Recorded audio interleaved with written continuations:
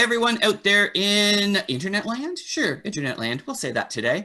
And welcome to another episode of QTube. And today we are joined by Canadian singer, songwriter, dancer, actor, producer, the list goes on, all the way from, and board member for Pride Toronto, all the way from Toronto, Ontario, here in the heartland of the world. We have Dixon. Welcome to QTube, Dixon. Hi, thank you so much for having me. That's such a lovely introduction. You gotta put on the fire with an introduction. Period.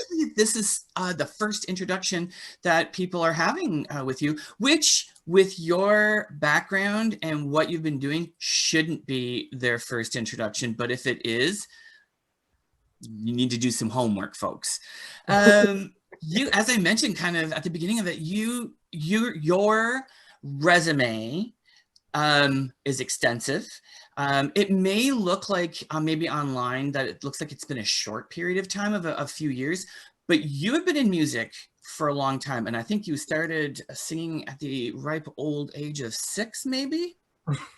I started singing like when I was 4, actually. 4? Yeah, funny story. I explicitly remember 4 because that's when I watched The Bodyguard by Whitney Houston, and I gagged for my entire life. I was like, excuse me, like, how do I get on that stage like that woman, darling?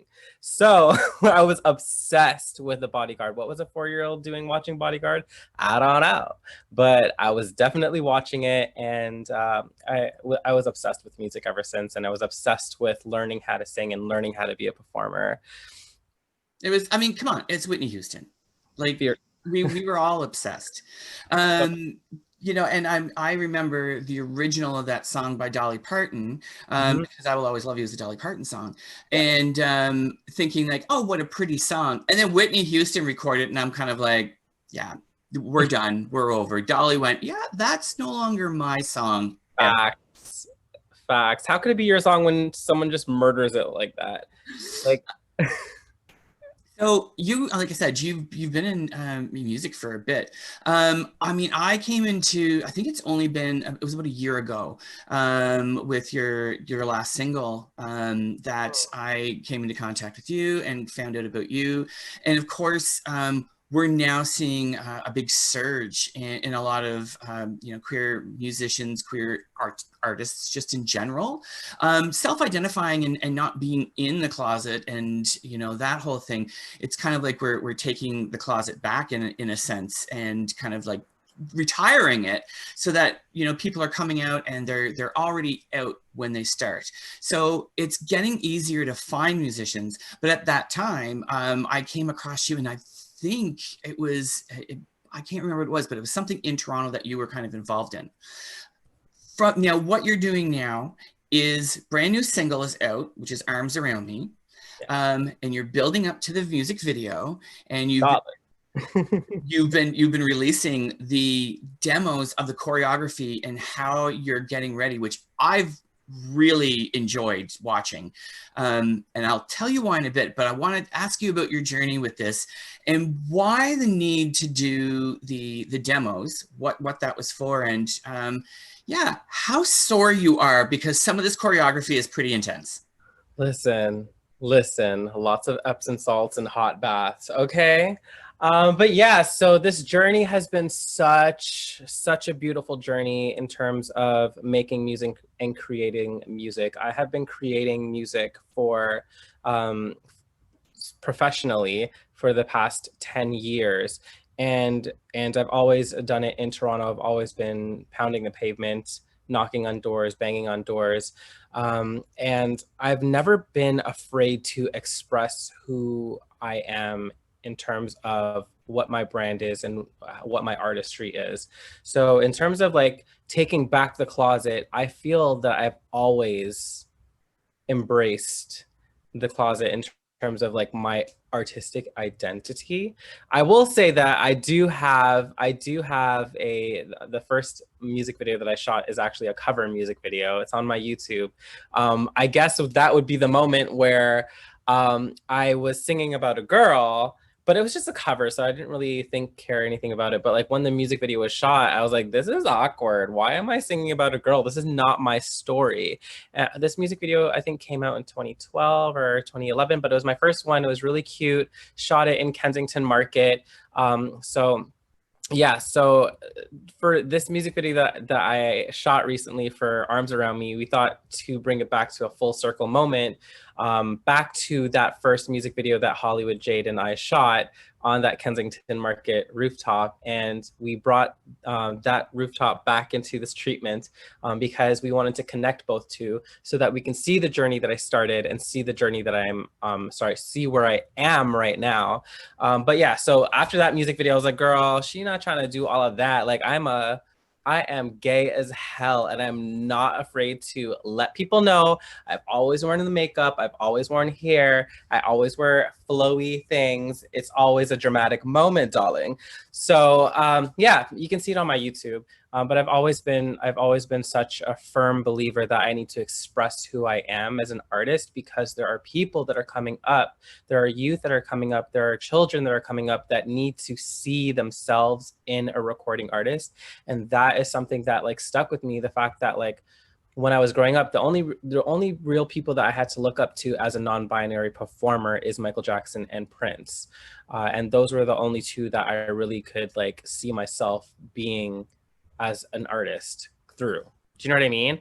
Other than that, darling, obviously we love the divas because they're the divas.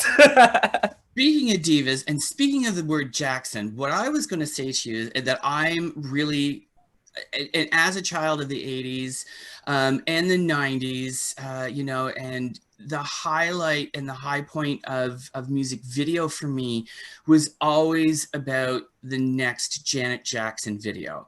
That was always, I mean, or Madonna. But for me, Janet Jackson took what Michael Jackson was kind of doing and just kind of blew it open. And what I see happening with you is kind of almost like a revisit and bringing back that style of dance in music video that we loved. And it's not retro, to be honest. It's still as viable as it was then. Listen, they laid down the blueprint, period, for everyone. Everyone models that blueprint, whether it's in the recording studio or in the dance studio.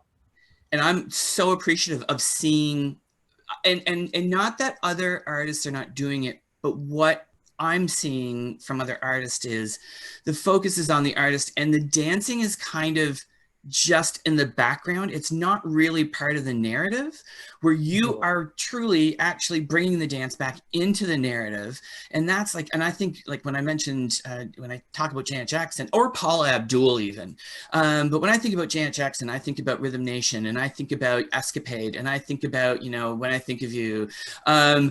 The dancing was always part of the narrative and helped tell the story. And that's what I'm seeing through these demos. And it really excites me as somebody who loves that in a music video. That's the exciting part. You could take all the bells and whistles and throw them out the window.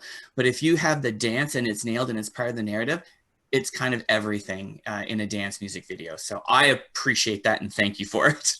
Thank you. Thank you so much. I honestly, dance is such a huge passion for me. It came later in life. Like I begged and begged and begged and begged my my mom to put me in dance classes. It just never happened. And when I was able to just, you know, join the dance companies, I was able to go to an art school. I absolutely fell in love with dance. And it's just, I don't know. It's just whenever I listen to music or whenever I'm in the recording studio, I immediately think about the movement that goes with the music. Like, how do I express myself through movement while singing and performing? And it's very important for me to be able to go in and out of that element of I'm singing and I'm dancing and just really truly being one with the performance. And dance is just really important with music. Like, I feel like you almost can't have one without the other. Like, when you hear music, you naturally want to dance, right? So it just comes from that place for me. And I can't just have it in the background. Like, I gotta dip it and I gotta do it. I just can't. Like, I just can't have the dancers on stage and I'm not just popping it with them, right? So I love it. Yeah. I think that's awesome, and I think that, you know, with shows that we have out there, like So You Think You Can Dance, and it's, you know, there's a resurgence, there's a real energizing around dance. I think Gaga helped kind of, you know, start kind of paving the way back. But sometimes, like I said, like the bells and whistles take over sometimes, and the dancing is a little bit lost. Dancing obviously is part of this because this music video is featuring a lot of dancing. You have some fantastic choreography going on. You have, as you mentioned, Hollywood Jade, who's been with you forever, who's um, you know what? One of the maybe, and this is, I'm only getting this from watching the demos, but maybe one of the most jovial and politest and funny ball busters that you're gonna come across, because he works you. He is working it. But just such a congenial way. It's just like he seems like he's like, you have to give him what he's asking for, and you'll work to get it because he delivers it. But he's looking for it. He's definitely looking at, he definitely has high expectations, and you need to meet these high expectations or else it's about to be over for you. I'm kidding. But like he says in one of the videos, like he wants what he wants in terms of the choreography, but you can't be afraid to mess up the choreography and find it in your own way and make it sit the way that it needs to sit, and just really go full out and understand and try to find the movement that he's seeking. And we just can't be afraid to mess up and try new things and stumble and fall in rehearsal, because rehearsal is where the magic happens. Like, that is where we put the groundwork in to make it look how it looks like on stage. It never just magically happens. Like, we go through blood, sweat, and tears to put a show together. So in terms of like the mini docu-series that I've been releasing, the demo, it's capturing those candid moments in the studio and focusing on the work that's being done. And there's so much work that has to be done in terms of putting a show together, even a 30-minute show, even one song show. There's so much that goes into it, from the conception of the actual song to producing it, to recording it, to mixing and mastering it. And then you have to package it and put it out to the world. There's just so many steps that goes into it. And especially the creative things, there's hours upon hours upon hours of workshopping, rehearsing, performing the vocals to get what you guys hear on Spotify. Yeah, and you know, just talking about that, what you're saying about that workshopping aspect of the choreography and what you're seeing, it's really eye-opening. If anybody loves dance and is really drawn to it, doesn't matter if you're a dancer or not. What's great about it is you do see those moments which most shows don't give you because they have a time limit. But what you're doing is you're really focusing on those moments and giving. It really breathes life into understanding who these people are that are pulling the choreography together, that the dancers, their relationship with you. And when you start to see the pieces with the song, you know, in the background of that, and you singing, suddenly you have a completely different picture, and it gives such a broad understanding of what it is that you're creating. And I think it's a really smart way about going about showcasing your music through this whole process.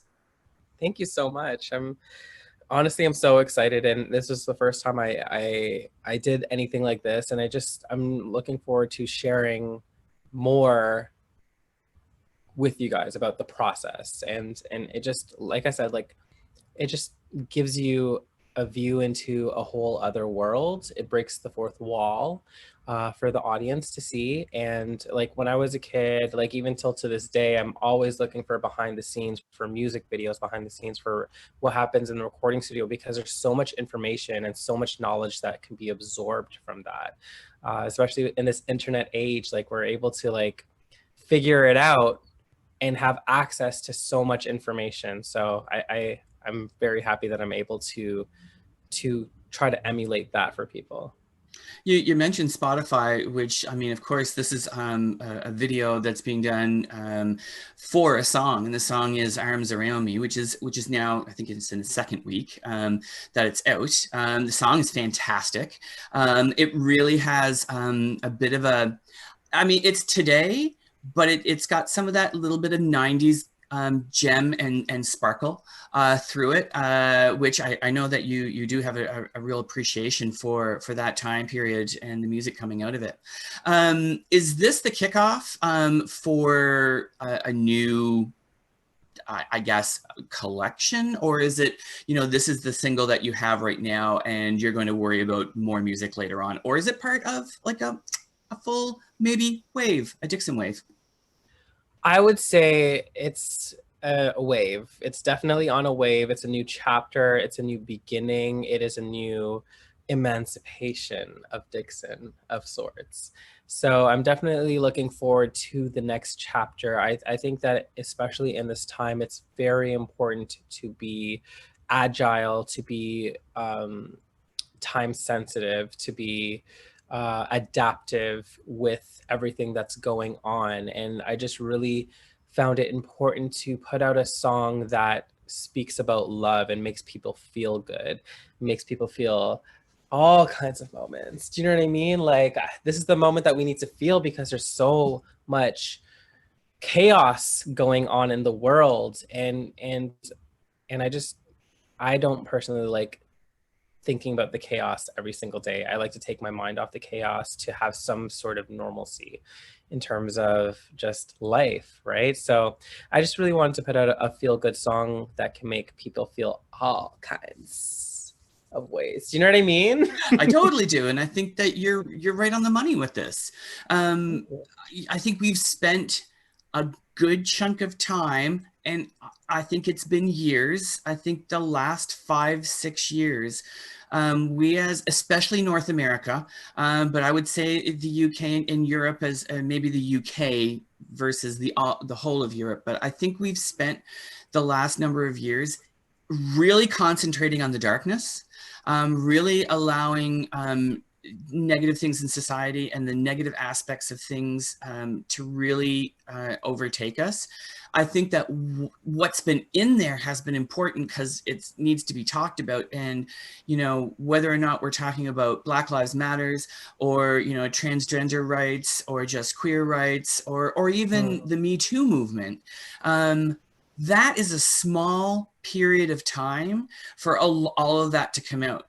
The fact of the matter is, because we want to have some joy in our life doesn't mean we let those go, let those issues go, but we need to find the energy to be able to carry it on. Otherwise, it's so heavy, it can just totally beat us down. Yes, thank you so much for adding that, honestly. But you made a very good point. Like, all of that happened within the last 6 years. That is crazy.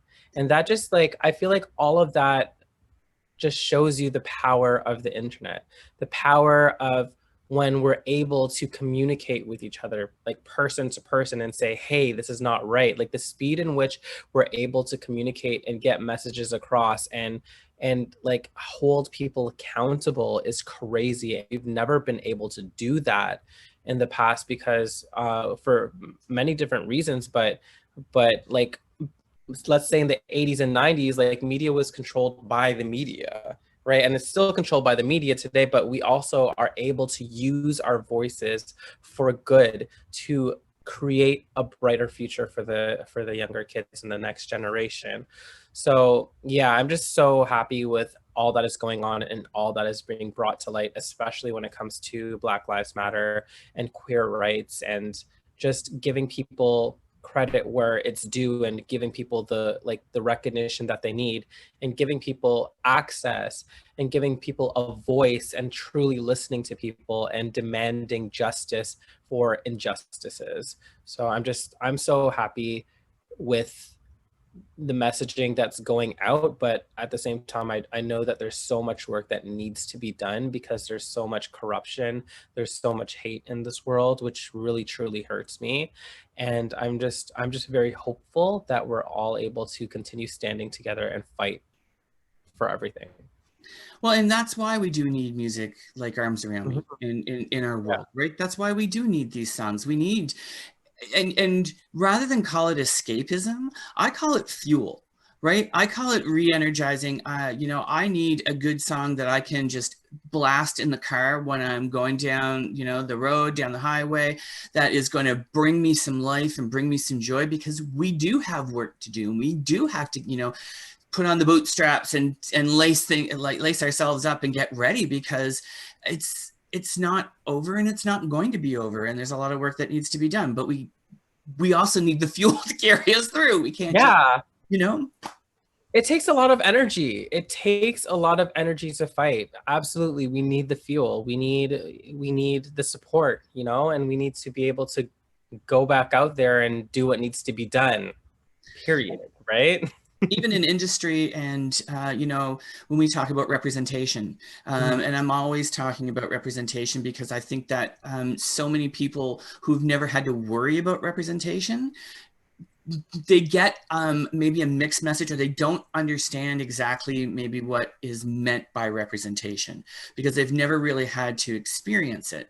And it's about the fact that, just because you see, I'll use a TV show as an example. Just because you see one Asian character doesn't mean that there's representation in the industry for Asian Americans or Asian Canadians or just Asian populations. Just because you see one Black character, just because you see one queer character, just because you see one transgender character, it's not, no, it's almost a sidestep of tokenism sometimes, where it's kind of like we have to check the boxes Yeah. because people are so aware of it, but that's because representation isn't happening to the way that it should be.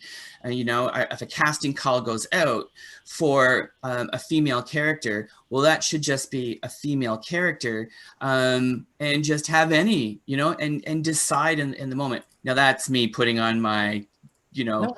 who am I hat? I'll do it however I want to kind of hat. But it's because a lot of the times people don't understand that, and the music industry has been guilty of it, from a gender bias, from a race bias, and sexuality bias, and gender expression bias forever. Mhm. I agree. Especially in the music industry. Like I said before, like I haven't been able to look at a lot of artists and see myself through them. But darling, we are coming, and we're coming fiercely. Period. Like I'm so excited. Like there are so many queer artists out here in these streets, right? And eventually someone in the industry is going to have to listen to us. We're going to be banging down, like we're literally banging all the doors down. But yeah, like I mean, we have Sam Smith out here doing what he needs to do, right? We have Troye Sivan, we have Lil Nas X. So like there's a surgence of queer music that is coming out, and I am so excited for it, and I'm so ready for it, and I'm really enjoying what I'm hearing. I'm enjoying the fact that I get to hear my people. I'm just like we get to hear our own voices and hear our own stories, and it just feels so authentic and so good to be able to experience that on my playlists, right? So Yeah, completely. And I mean, and you keep mentioning youth, and I'm a youth advocate, and I'm so aware of what I didn't have growing up, as a young queer kid, and didn't realize that what I was queer, because I didn't see anything of the way I felt or thought. And so it couldn't be really anything, because there was no examples. yeah. Um, but I know how transformative it can be when you watch the eyes of a trans kid light up when they're introduced, and they see a trans artist, whether and everybody kind of goes to Liver and Cox, but I'm thinking in music, Ryan Casada's out there, and Melodic is out there, and there's so many artists that are gender nonconforming or non-binary. And when their eyes light up, you know that this is important. And that representation matters so much to them, because it gives them validation as to who they are. It gives them power too, Yeah. gives them power, it gives them confidence, it lets them know that they can do whatever they want, and the world, well, not everything that they want, but they can do whatever they, because that could take a dark tone, child. Let me just but you know what I'm saying? But they can achieve whatever dream that they have in terms of a professional career or in terms of a lifestyle choice, which is absolutely amazing. Like it's so good, and especially the part where like they see that the world is accepting of this person, and yeah. I mean, there's always that conversation where people will say, does there need to be such a break, that there needs to be such a focus on the sexuality? Shouldn't it just be music? And I'm always, explaining to them that you have to think about it from a community standpoint and from a validation. And it can be life affirming, it can be life changing, and it can be life saving. So of course there's there's a need and there's an importance, and there's always going to be, until there comes a time when it doesn't matter. But even still, you need it may sound a bit wishy-washy, or it may sound a bit intense maybe for some people, but for a lot of folks, they need to know that their space and the work that they're doing is safe, because the person who they're working with understands where they're coming from, or at least is open to understanding where they're coming from. I don't know what it's like to be Black, but I'm totally, wanting to know the stories and know the history. But I completely understand why somebody would want to be in a space with people who they connect to, with experience that they probably have shared, that I can't understand. And that's a respect about, just space in general, that I don't think we talk enough about. We just throw the words out, like say space or an inclusion, but it's really, what does that mean? And I think that is where we need to kind of get into those conversations a little bit more and a little bit deeper. Community is so important. It's so important, and it really helps us heal. It really helps us celebrate. It really helps us self-identify. It really helps us connect with people that identify the same as we do. So I definitely appreciate that. Yeah. So, yeah. And you're right. We're coming. We're coming. We're coming. We're coming. We're about to throw these hands at this music industry. We're about to grab them up and be like, listen, girl, come listen to this music. That is what queer folk are saying right now. Like we don't got time to play with these coins. With every artist who comes out, and especially in Canada, because we're real quiet. We're quiet in Canada. I mean, that is us. We're reserved, and we'll just be nice and polite over here. America is much more loud with it. But our artists who are out and who are out there and who are releasing are really, and I mean, I listen to a lot of music, but I will say this, and I mean this with every fiber of my being and every ounce of honesty. What our queer artists in Canada are producing is nothing short of world-class music. Absolutely. No question about it.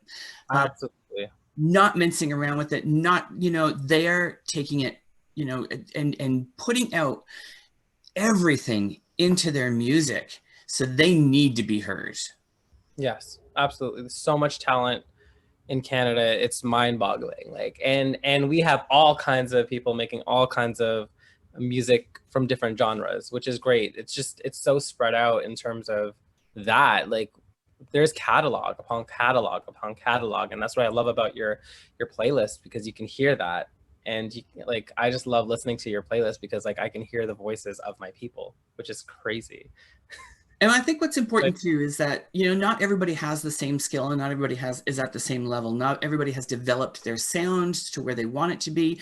And some of these artists are using it as almost a cathartic way to deal with what's happening in their lives. But that doesn't mean that their music isn't coming from an honest place and a place, you know, it's being created by them. Sure, is it going to be picked up and maybe on the Hot 100? Maybe not yet, but that doesn't mean that we shouldn't be exposing them to audiences, and audiences finding out that people are out there trying to create. Stick with them, watch their journey, see how their music changed, see how they grow as an artist. It's an incredible story to watch. And the thing about like the time that we're in right now, like you don't need to be perfect in order to create music. Like it's all about the story, it's all about the message, and is it catchy? Like there are so many songs that you would never like you would never think would blow up that blow up. So I've learned to never doubt any artist, because you never know what can happen. You never know what person's going to be that next person. But yeah, I think ultimately it's down to the messaging that's in the story. That's the most important, and that's the most valuable, because that is history, and music is always timeless. And the amazing thing about art is that artists grow. And I think that's why people really, really appreciate art and really connect with artists, because they grow and they're ever evolving, which is absolutely beautiful. Even our favorite artists, like they don't sound like what they sounded like in their first album compared to their third album. By the time they get to the third album, they know what the heck they doing, right? So yeah, I really love being able to experience the growth. I think that's such an important moment. For me, I'll give an example. Lady Gaga, when she first came out, I was on YouTube looking at all of the underground videos when she first came out with Just Dance. I was looking at every single dive bar she was performing at, and just really being able to see her grow from such a seed into this massive tree that she is currently. And like that just gives you an emotional connection to an artist, and being able to like relate to them in a different way, and being able to say that you truly know them from an artistic standpoint. And I wouldn't ever want to imagine that opportunity is being taken away from people. So I really think that there's a power in expressing yourself and showing your music, like as soon as you're able to get it off the ground. It's very important. There's a Canadian group that records the history of queer music in Canada, and kind of going through what was there. You could see that there was. It's literally like, it feels like the same kind of movement, and it's just been bits and pieces here and there. And then we hit about 5 years ago, and there was a bump. And now we're into a wave where it's really opening up, and watching the history kind of be created from this standpoint, from my standpoint, and watching the artists and knowing that we're in a time where the artists that come next, the kids that come next, the media that comes next, is going to be helped along so much by what artists are doing right now. And they're putting themselves on the line, they're putting themselves out there, and they're completely changing the scope of what this industry will look like in 10 years. I'm so excited for that, because we have been in the background for years. We have been the songwriters, we have been the makeup artists, we have been the hairdressers, we have been the choreographers, the creative directors, and we've helped this industry so much. We've put blood, sweat, and tears in it for years, right? And back in the 80s, back in the 70s, the record labels used to come to the gay clubs to break records, to see if a record was going to be a hit or not. Like our voices and our opinions and our talents matter.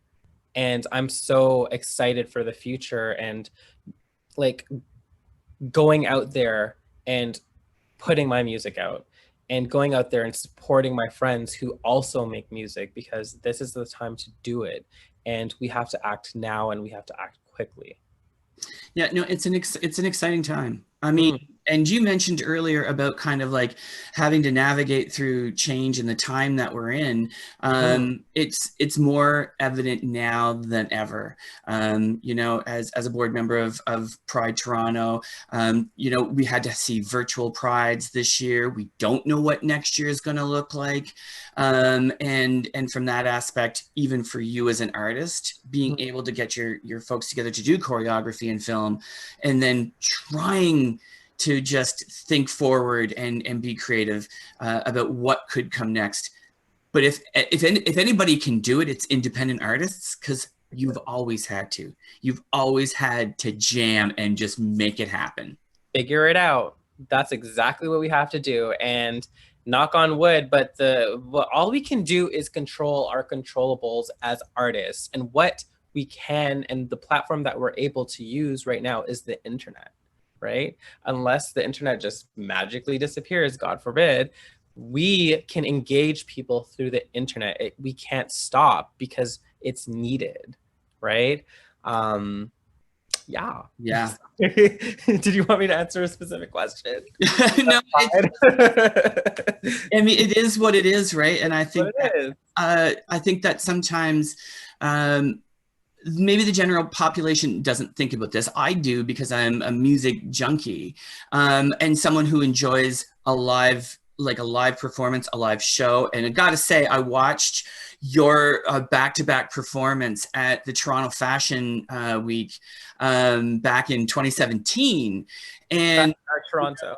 We are used to seeing, okay, the only time we ever see that happen is the Victoria's Secret fashion show. And they'll have Shawn Mendes or Katy Perry or somebody kind of come out.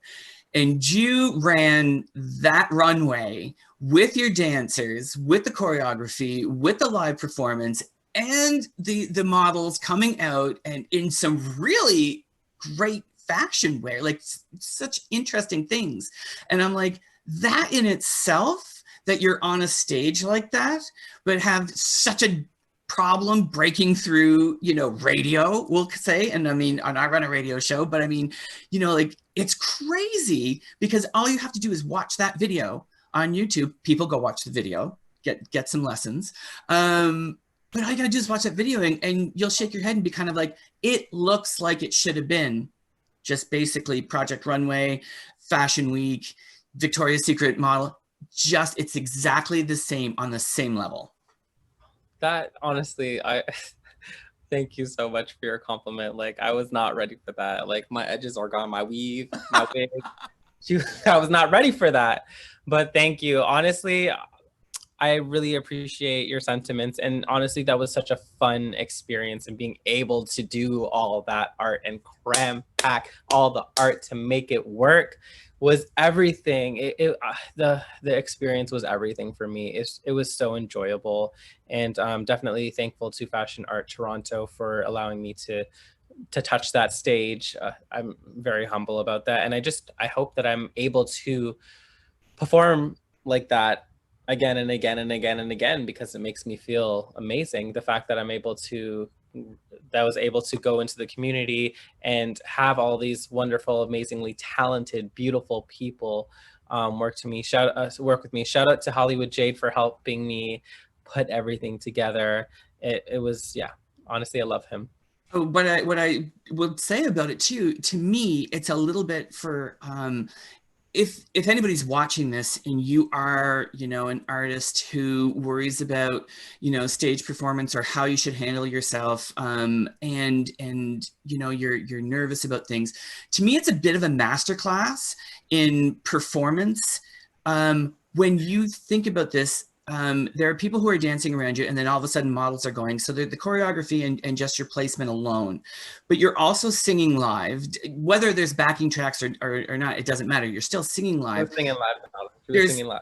Yeah, there's so much happening there, but you are flanked by hundreds of people who are just sitting and staring at you. The interaction isn't there the way that you would have at a stage. So it's not like people are up and woo and at the front of the stage that you can interact with them. You're literally flanked by a cold squad. The girls had their legs crossed. They were on their phone. They had their shades on. It was a real fashion runway moment. They were like taking they were taking videos, but like it was very much what's happening. Here's my scarf. Whole setting, like, right? They were so cool. They were so like, you know what I mean?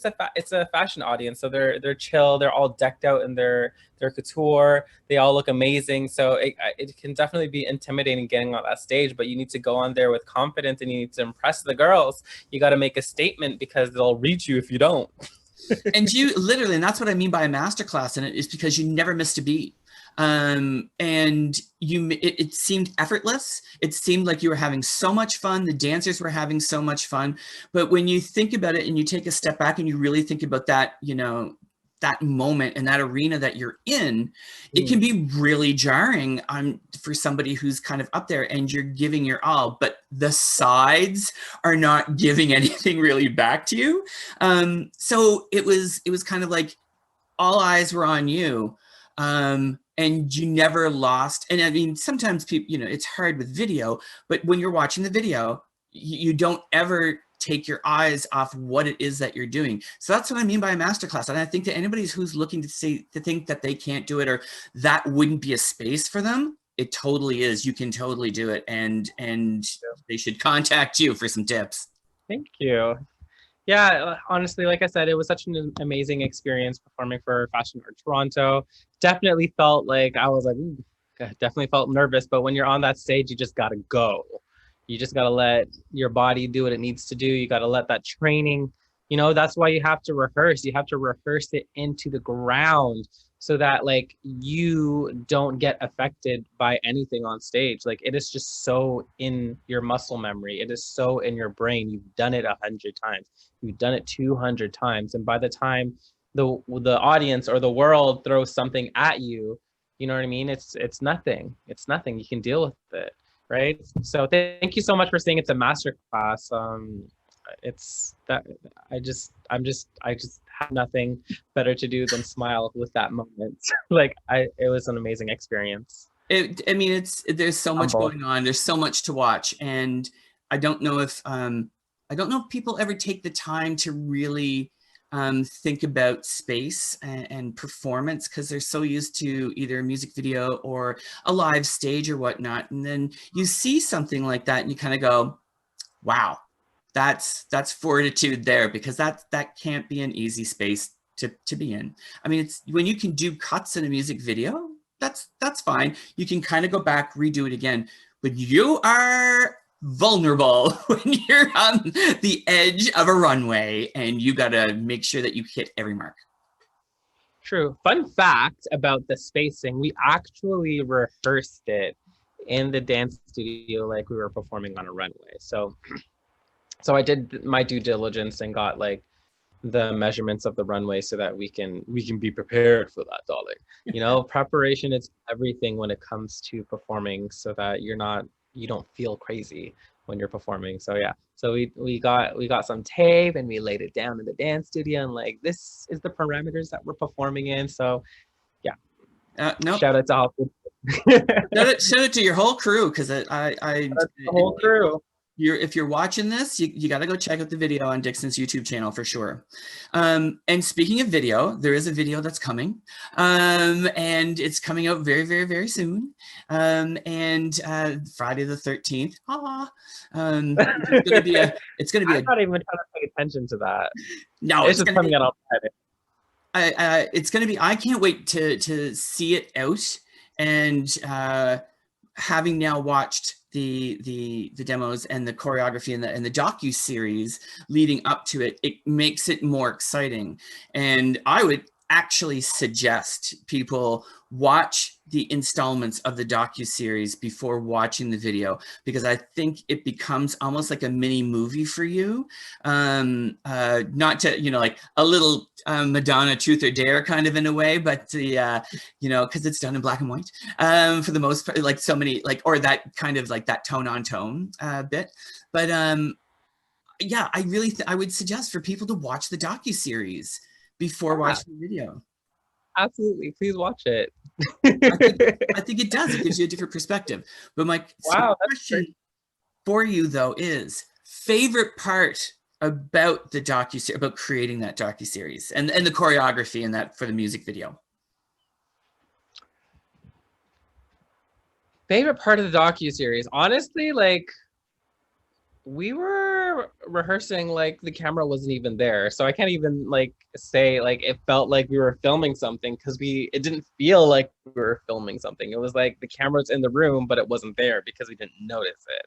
So I definitely like that. It wasn't like, oh my god, the cameras. Like, I'm not putting on an act. I'm not doing anything extra to like play to the camera. Like, this is real life. This is what rehearsal looks like. So in terms of my favorite thing about the rehearsal that we were doing this summer was literally workshopping my new songs, workshopping Arms Around Me, making mistakes, fumbling, figuring it out. And even the choreography that we were doing at that time didn't end up being the choreography, or well, it was the choreography, but like changes were made, right? And that's why I'm stressing the importance of saying that we were workshopping it. We were trying new things and exploring the movement.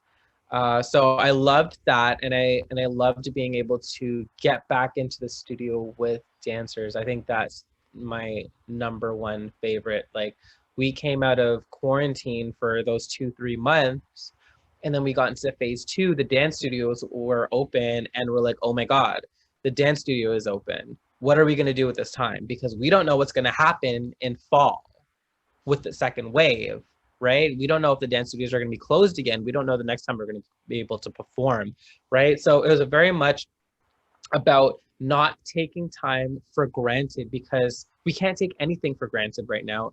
Nothing is predictable right now. Nothing is certain. So that was the moment, being able to connect with people, to connect with the dancers and create was priceless. Like, especially just being locked in the house, just trapped in the house with my 4 walls and my Mariah Carey and my food, and that was it. So yeah, that was my favorite part. Most challenging part then of creating the docuseries? Learning all of the choreography in such a short period of time.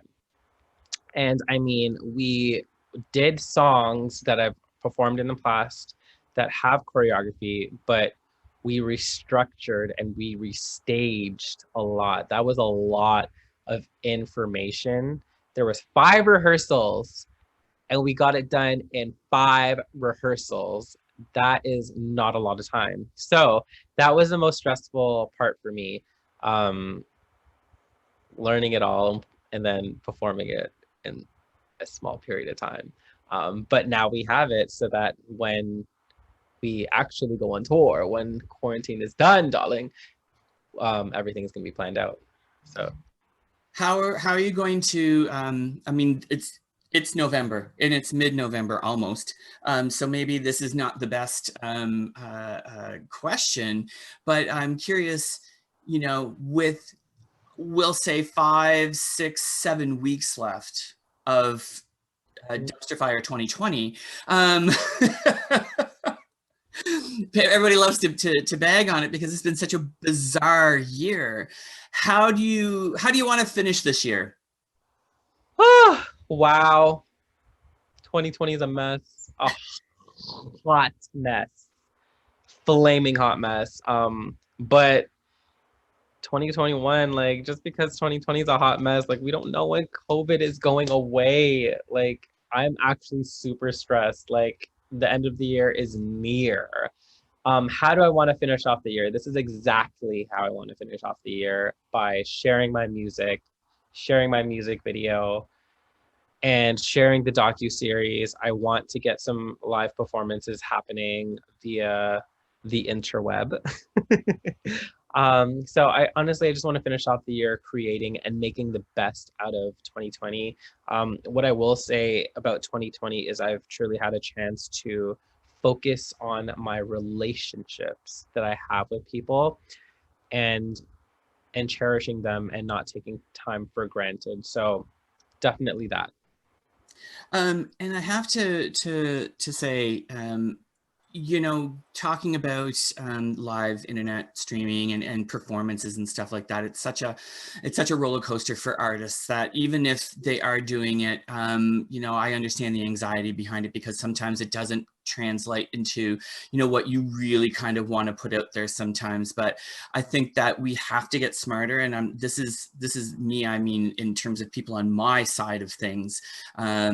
We need to get smarter and we need to get more creative to give our artists space and and ways to be able to communicate their music out there and be more creative that way. And I think that for the future, forget about COVID. We have to think about how we can reach populations without touring, because we don't know when it will happen again. And if you can tour and you can only tour within a small region within your country or even in your province, like here in Canada, that doesn't mean we don't keep finding the ways for you to be able to perform for other audiences in other countries, in other provinces, in other cities. And I think that we have to get smarter with that. So that's something that I look at myself all the time and say, how can, I mean, yes, it would be great if we had all the money in the world, but if you don't, there's still things that can be done. We just have to put our heads down and really figure it out, because we need to keep giving space for our artists to be heard. And the great thing about that is literally the world is the world is a level playing field when it comes to the internet.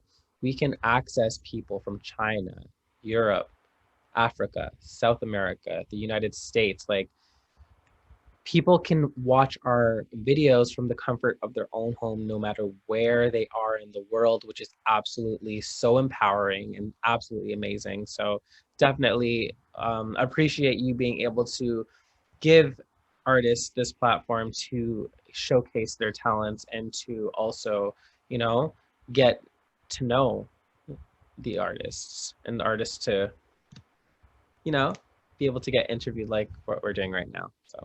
Well, thank you. And you know what? If you weren't making fantastic music and dance videos and runway shows and writing and directing and doing all that kind of stuff, I wouldn't have someone to talk to. I'd have somebody else to talk to, but it probably wouldn't be as near as exciting as this.